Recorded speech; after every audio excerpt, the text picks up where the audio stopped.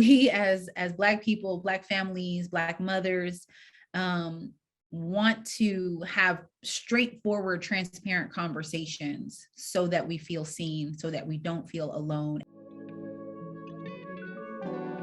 Hey, thank you so much for joining me, Codie. How are you? I'm good. How are you? I am doing pretty well. And I have a few questions for you about all of the different and excellent projects that you have coming up. What sparked your interest in Black relationships? I'm Black. It started there. And honestly, it started, I think, when my parents divorced. We don't have to like unpack my childhood, but I was 11 and I was blindsided. Like I had no idea that anything was wrong. And it sort of left me feeling like, well, how do you know what works, right? If that didn't work. And taking that into adulthood and all of these messages in the media around a Black marriage crisis. If your parents are divorced, you're more likely to get divorced. Black women are the least desirable on the dating apps. The more degrees a Black woman has, the less likely she is to get married. At the time I was getting my master's, I'm like, this is all bad. And it just made me want to, it made me want to see something different, right? I wanted to analyze the data and all of that. And there are certainly holes in the data. But it really made me want to create a place where Black love stories live so that no one can say it wasn't possible. Because at the same time that all of those media messages were saying it's not possible, give up, we were seeing Michelle and Barack Obama being elected into the White House. You know, there were examples in Hollywood of couples that I, admire, Mara and Salima Akil and Gina and Reggie Bythewood, but these weren't well-known names outside of where I am. So it made me want to create a place where those names and those stories could live forever for all of us to see. And not that they were perfect, but like, hey, if they're making it work for 5, 10, 20, 30 years, like, let's find out how and why. Because clearly, based on my parents, nothing's perfect. It doesn't mean it's going to last forever, but it's possible. And I wanted to unpack like how to do it. What does it look like every day? I feel that so much. And, one of the things that I really hear coming up in what you're saying is the importance of not just having examples, but having authentic examples. Because I hear you talking a lot about like, we're not looking for perfect, we're not looking for staged. So can you talk to me a little bit about just the different things that you had in mind in the early stages of the Black Love Doc, when you wanted to make sure that you were giving this full and complete picture instead of something that looked perfect? Yeah. I mean, I guess I knew enough to know that difficult things happen in relationships, right?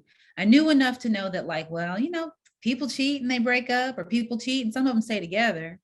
And I knew enough to know that like finances are the biggest, issue in relationships. And again, when I say I knew enough, like I had not even met my husband at the time that this came up for me. So I'm a single woman just thinking about what I want to know. And then when we started doing interviews, we were engaged after 6 months of knowing each other. So we're still asking couples questions based on like, I don't know what marriage is all about, but here are the questions that I think matter. I wanted to talk about, bankruptcy, and I wanted to talk about infidelity. I literally wanted to know all of the worst things that could happen in a marriage and how you got through it. Because we know the alternative, you decide to break up, and that's okay. And people have to do what's best for them. But how do you get through the difficult things when you're with somebody for 20 plus years or whatever, depending on your age, right? When you're with somebody 20, 40, 50 years. And that was what I wanted to know. And that's why that authenticity was so important. We sat down with couples from 2014 till now, but the show didn't air until 2017. We didn't finish the first season until 2016. So we sat with couples for 2 years and they didn't even know it was going to be on TV. It was literally them doing it, as I say, for the culture. They were like, looking at a young couple, fine. We want to tell you the things that messed us up so that you don't have the same stumbling blocks. And if more people see it and it benefits them, then great. And I'm so grateful to them for looking at it that way, because we were able to put the show together based on full authenticity. Nobody knew it was going on OWN, not even us. We've talked about the questions that have come up for you around relationships. Of course, we know you're a mom of 3, including 2 twin boys. What kind of unexpected questions have you come across in that process? Girl, wait, you mean from them? Okay. All of the areas, from you asking what on earth was I doing? Why did I make this decision? Just all of the stuff. Yes. I don't even know where to begin because, as you know, kids have a lot of questions. It's funny because we just launched a podcast too. Black Love Podcast Network has two new podcasts, The Mama's Den and Parenting for the Culture. And like most of the things I do, they all come from a place of me having questions. And I, as you know, I try to be very honest and authentic and transparent with my children. So my question is kind of always, how much do I say and how do I explain this in a way that a 3-year-old or a 5-year-old will understand? Because I'll tell them anything. I just look to friends and experts for the language sometimes. I literally this week, we've read a book called What Makes a Baby quite a few times to my 5-year-old. And my 3-year-olds, this week was the first time they read it, and they didn't have they had questions, but they were pretty straightforward. But my 5-year-old is picking up on new things. And so he's read the book. He knows what makes a baby, right? This particular book explains things as like, you need an egg and you need sperm and you need a uterus, but it doesn't talk about gender. And I really appreciate this book. And so this week he said, well, where is a uterus? And does it hurt? When he said, does it hurt? And I happen, listen, this is a parenting space. This is a safe space. I happen to be experiencing pain this week. And so I was like, well, actually, and I took it as an opportunity to explain menstrual cycles to him, 5 years old, because he asked, but also because another thing that's really important to me is raising boys who are understanding of and sensitive to women. You know, I would love to have sons that hand a teenage girl their jacket if they see a stain, you know, like I want to raise boys that understand and are sensitive to that. So that was the beginning of it. I was so excited actually that he even asked, because I was like, all right, here we go. But, you know, they ask all the questions and I try to give them all the answers. And we created the Mama's Den so I could get 3 other women together who are moms. Kids range from, newborn to 13. And we sort of talk about how do we answer these questions and what are we comfortable saying and not saying. And then Parenting for the Culture, which is a podcast led by Cherie Sim. She's an educator and a mom of 6 who I love. She's so great on Instagram. I'm fortunate to have had my oldest go to her school, her preschool. And so that's how we met. And I just fell in love with her. She's so, smart, obviously. She's an educator and a mom of 6, but her approach to all of these young people, because it's not just her 6, you know, she's got probably 10 kids in her care at any given time, at least. But her approach to how she explains things to them, how she explains things to me as a parent.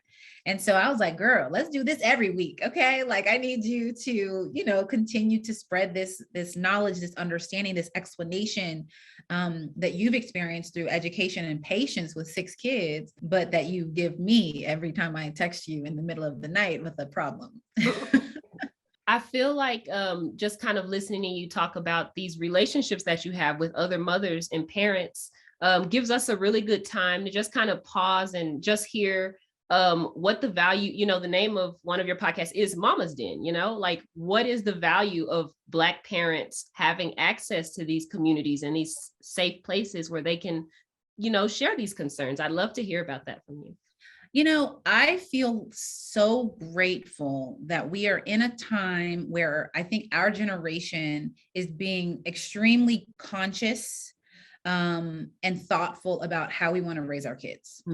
And I'm not saying the previous generation wasn't, like everybody's doing the best with what they have, but it is such a shift.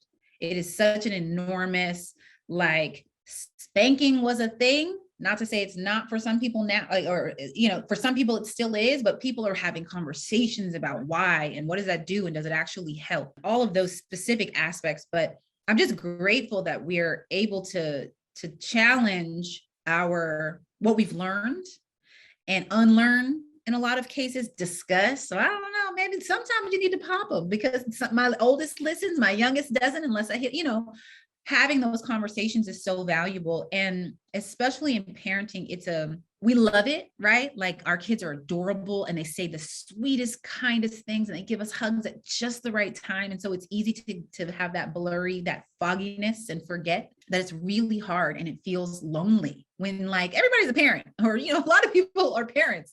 It shouldn't feel lonely. It shouldn't feel isolating because so many people are experiencing the difficult parts, but we're not necessarily talking about it or hearing other people talk about it in that way because of conversations like this and because of podcasts like Mama's Den and Parenting for the Culture and so many others. But that allows us to feel seen and to start giving ourselves grace and to start giving ourselves permission to talk as well. And that, you know, to me is a holdover for me from Black Love, right? That was the experience of like, I want to have these conversations. I want answers to these questions. Some of my friends do, maybe other people do. And I realized this is now part of our time. This is a part of the time that we're in, that we as young people, there's a range in young, but we as Black people, Black families, Black mothers, want to have straightforward, transparent conversations so that we feel seen, so that we don't feel alone, and so that we have resources to implement in our lives. With that in mind, and just kind of thinking about evolution, both of ourselves, of our families, just all of these different things, I have 2 evolution questions for you. Okay. So the first question is, how has the Black Love doc, as it's evolved into the Black Love Network, how many things are there for us to like access these days? What is the network? What's in the ecosystem of the network?